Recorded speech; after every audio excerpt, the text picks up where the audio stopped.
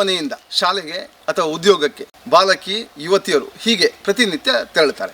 ಈಗ ಅವರು ಹೋಗುವ ಹಾದಿಯಲ್ಲಿ ಅವರಿಗೆ ಸುರಕ್ಷತೆ ಇದೆಯಾ ಹೇಳುವಂಥ ಒಂದು ಗಂಭೀರವಾದ ವಿಚಾರವನ್ನು ನಾವೆಲ್ಲರೂ ಕೂಡ ಅವಲೋಕನ ಮಾಡಲೇಬೇಕು.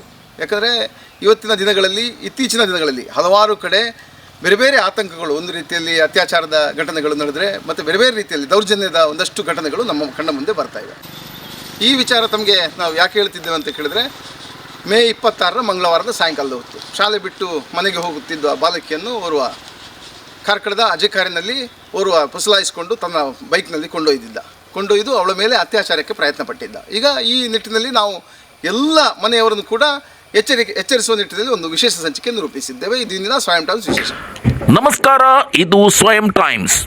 ಕಾರ್ಕಳ ತಾಲೂಕಿನ ಅಜೆಕಾರು ಸಮೀಪ ಅಪ್ರಾಪ್ತ ವಿದ್ಯಾರ್ಥಿನಿಯ ಮೇಲೆ ಅತ್ಯಾಚಾರಕ್ಕೆ ಯತ್ನ ನಡೆದಿರುವಂತಹ ಘಟನೆ ಸಾರ್ವಜನಿಕರಲ್ಲಿ ತೀವ್ರ ಆತಂಕ ಮೂಡಿಸಿದೆ. ಮೇ 26ರಂದು ಅಜೆಕಾರು ಸಮೀಪ ಶಾಲೆಯಿಂದ ಹೆರ್ಮುಂಡೆ ಕಡೆಗೆ ನಡೆದುಕೊಂಡು ಹೋಗುತ್ತಿದ್ದ ಶಾಲಾ ವಿದ್ಯಾರ್ಥಿನಿಯನ್ನು ಶಿರ್ಲಾಲುವಿನ ಪ್ರಶಾಂತ್ ನಾಯಕ್ ಎಂಬಾತ ಪರಿಚಯದ ನೆಪ ಹೇಳಿ ವಂಚಿಸಿ ಬೈಕ್ ಏರಿಸಿಕೊಂಡಿದ್ದಾನೆ.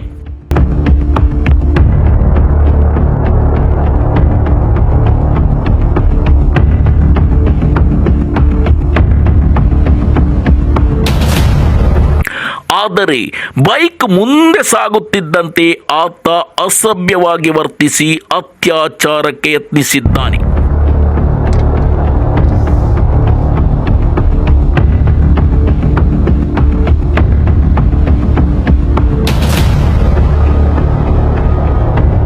ಇದರಿಂದ ಕಿಂಚಿತ್ತು ಹೆದರದ ವಿದ್ಯಾರ್ಥಿನಿ ತಕ್ಷಣವೇ ಚಲಿಸುತ್ತಿದ್ದ ಬೈಕಿನಿಂದಲೇ ಕೆಳಕ್ಕೆ ಹಾರಿ ಪಕ್ಕದ ಮನೆಯೊಂದಕ್ಕೆ ಓಡಿ ಹೋಗಿ ಪ್ರಾಣ ಉಳಿಸಿಕೊಂಡಿದ್ದಾಳೆ.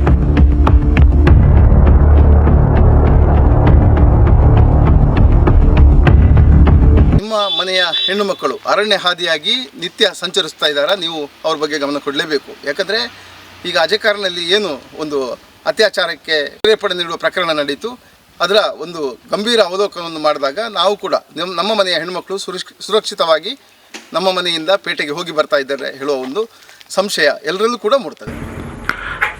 ತಕ್ಷಣವೇ ಅಲರ್ಟ್ ಆದ ಪೊಲೀಸರು ಆರೋಪಿ ಪ್ರಶಾಂತ್ ನಾಯಕನನ್ನು ಬಂಧಿಸಿದ್ದು ತನಿಖೆ ಮುಂದುವರಿಸಿದ್ದಾರೆ.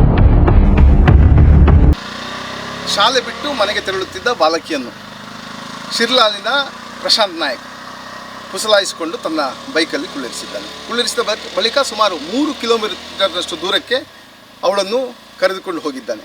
ಅವನ ಗುರಿ ಒಂದೇ ಇತ್ತು, ಯಾಕಂದರೆ ಅವಳನ್ನು ಅತ್ಯಾಚಾರ ಮಾಡಬೇಕು ಹೇಳುವ ಒಂದು ಗುರಿ ಅವನಲ್ಲಿ ದಟ್ಟವಾಗಿತ್ತು. ಅವನು ಮೊದಲೇ ಮದ್ಯಪಾನ ಮಾಡಿಕೊಂಡು ಒಂದಷ್ಟು ಮದ್ಯಪಾನದ ದಾಸನಾಗಿದ್ದ.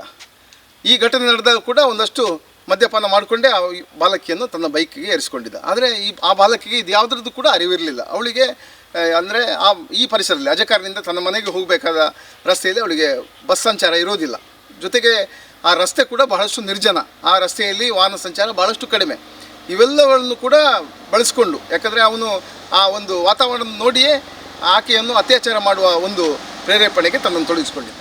ಯಾರು ಅತ್ಯಾಚಾರಕ್ಕೆ ಪ್ರಯತ್ನ ಪಟ್ಟ ಪ್ರಶಾಂತ್ ನಾಯಕ, ಅವನಿಗೆ ವಿವಾಹ ಆಗಿದೆ. 4 ಮಕ್ಕಳಿದ್ದಾರೆ. 4 ಮಕ್ಕಳು. 4 ಮಕ್ಕಳಿರುವಾತನೇ ಓರ್ವ ಶಾಲಾ ಬಾಲಕಿಯ ಅತ್ಯಾಚಾರಕ್ಕೆ ಪ್ರಯತ್ನ ಪಡ್ತಾನಂತಾದರೆ ಅವನ ಮನಸ್ಥಿತಿ ಯಾವ ರೀತಿ ಇರ್ಬೋದು ಅಂತ. ಅದು ಕೂಡ ಮದ್ಯವ್ಯಸನಿ. ಈ ಮದ್ಯವ್ಯಸನಿಯಿಂದ ಒಂದು ರೀತಿಯ ಸಮಾಜಕ್ಕೆ ಒಂದು ಕಂಟಕಪ್ರಾಯವಾಗುವ ಒಂದು ಪರಿಸ್ಥಿತಿ ಒದಗಿದಂತಾದರೆ ಬಹಳಷ್ಟು ಒಂದು ಸಮಾಜದ ದುರಂತ ವಿಚಾರ ಇದು. ಈ ಘಟನೆ ಶಾಲಾ ಮಕ್ಕಳ ಸುರಕ್ಷತೆಯ ಬಗ್ಗೆ ದೊಡ್ಡ ಪ್ರಶ್ನೆ ಎತ್ತಿದೆ. ಹೆಣ್ಣು ಮಕ್ಕಳೇ, ಅಪರಿಚಿತರನ್ನು ಅಥವಾ ಪರಿಚಯದ ನೆಪ ಹೇಳಿ ಬರುವವರನ್ನು ಎಂದಿಗೂ ಸುಲಭವಾಗಿ ನಂಬಬೇಡಿ. ಆಪತ್ತಿನ ಸಮಯದಲ್ಲೂ ಧೈರ್ಯ ಮತ್ತು ಸಮಯ ಪ್ರಜ್ಞೆ ಮೆರೆದ ವಿದ್ಯಾರ್ಥಿನಿಯ ನಡೆ ಎಲ್ಲರಿಗೂ ಮಾದರಿ. ಇಂತಹ ಪ್ರಮುಖ ಸುದ್ದಿಗಳಿಗಾಗಿ ಸ್ವಯಂ ಟೈಮ್ಸ್ ಸಬ್ಸ್ಕ್ರೈಬ್ ಮಾಡಿ.